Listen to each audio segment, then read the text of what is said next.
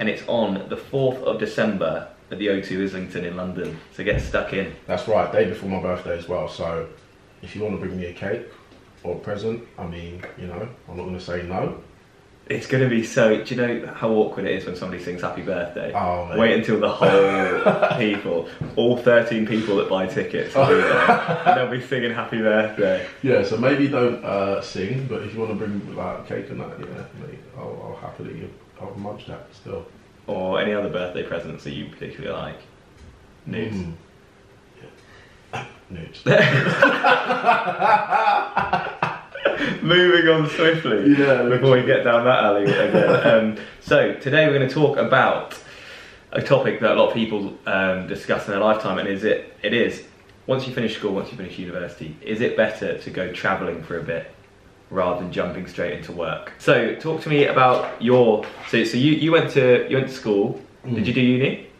I didn't do uni actually. I was a little bit different from the rest. I feel like I'll put my phone off now. I feel like I always had the kind of idea in the back of my head that I always, for some reason, from quite an early age, I never felt like academic achievement was reflective of how well you did in life. Yeah. And for that reason, I never, and I suppose despite the fact that my mum's a lawyer and she's very well studied and she's super smart and she's got her own branch, like her own practice, and she obviously is very much pro-education.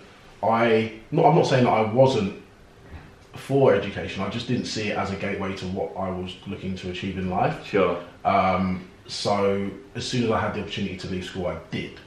I wasn't the most fantastically behaved child at school, but so yeah, as soon as the opportunity came to just go and just do my own thing and be, you know, move out, get a car and just be my own person, I did that as soon as I possibly could.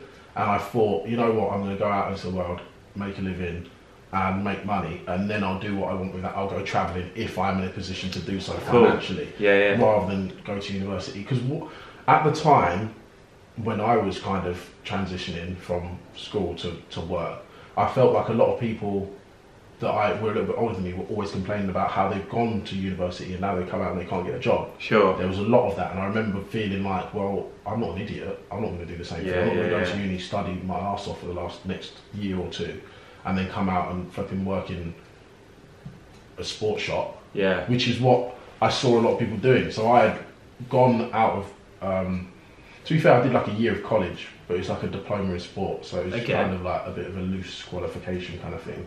And then straight after that, I went into work in like a sports shop, JW Sports. Yeah. And a lot of the people that worked underneath me, I worked my way into management quite quickly, and a lot of the people that were underneath me were like postgraduates. Wow. And you're just like, well, I've just been... Yeah, I've been here, like, just earning more money than you for all this time. And then you come out with debt as well, and I was like, well, I don't want to do that. Yeah.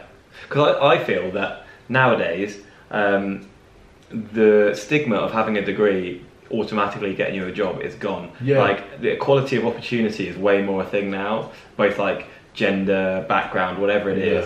And people are considering, and I was telling my brother's obviously sat over there, and I was trying to tell him when he was growing up, like, don't worry about what your degree is. I don't have a degree in anything camera, radio, nothing related. Look what we're doing now. Of course. You know what I mean? Neither of us do. And that's what I feel like. So despite the fact that many people did go to university and study, and that's not to put a negative spin on anything they do, I admire that they've been able to be studious for that amount of time and then achieve something as a result, but it doesn't necessarily afford them more luxuries than it does me when I didn't go. And I always felt like it was more of a, it's not what you know, it's who you know that gets you in the positions in life. So I was like, well, let me just work on my people skills, I guess. So that's kind of what steered me away from uni, I feel. And very successful from that as well. I guess so. I'm in the same position as people that went to university, for instance. So that's kind of where my head was at the time. Well, I mean, it's like in some ways a better position because you've I'm talking pre-circle, by the way. You've got yourself like a one-bedroom apartment in central London, and you're surviving, which is very rare for anyone. You know what I mean? There's a lot of people that ask me how I afford it, and I just think, well, I was an estate agent before, and every role that I've pretty much had, bar the retail job at the sports shop I just mentioned, it was a sales role. So it's kind of like if you aren't very good at sales, you literally don't earn no money. Yeah. You're on like worse than minimum wage. So I became quickly good at sales and therefore good at people, and then I just earned more money than I suppose average. I guess it's one of those jobs like you get out what you put in kind of thing. Quite right? literally, and I like the idea of that because I feel like I'm quite a hard worker. Nice, that's awesome. Okay, so you're where you're at now.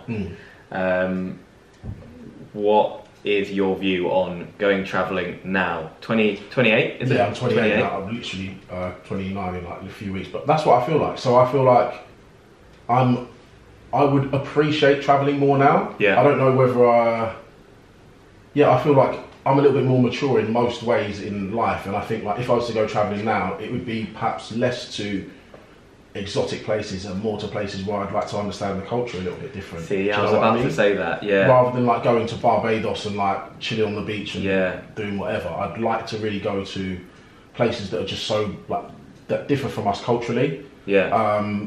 Even places, whether that's in Europe or outside of Europe, I think outside Europe interests me quite a lot because there are just vast differences of how people live. Like I've heard of places where people like live in huts but they've got like Wi-Fi. Wow. Do you know what I mean? So like it's things like that. I just think that'd be quite sick. 100%. And I think like there's a big difference in the way I view travelling and the way like a lot of people view travelling. Like people come to me and be like, oh, I've just gone travelling to Thailand and it was sick. I got like fucked up all the time. It was mad. And I'll be like, Susan, you just got fingered in a bush at like a full moon party. Yeah. You know what I mean? That's not travelling. Do you know what I mean? You went to a festival in like, I don't know, Prague or something. Yeah, you've done like six months out there. Oh, I've been to Prague as well. I forgot that one. Yeah. Oh, you've been to Prague? Yeah, Sick. It was with my mum though, can I just say? Yeah. Like it was, and that, no, it wasn't like it was just my mum had a like an event for being a lawyer, and then I went with my mum. Okay, nice. But Prague's sick though. Yeah, it was fun. I've never been.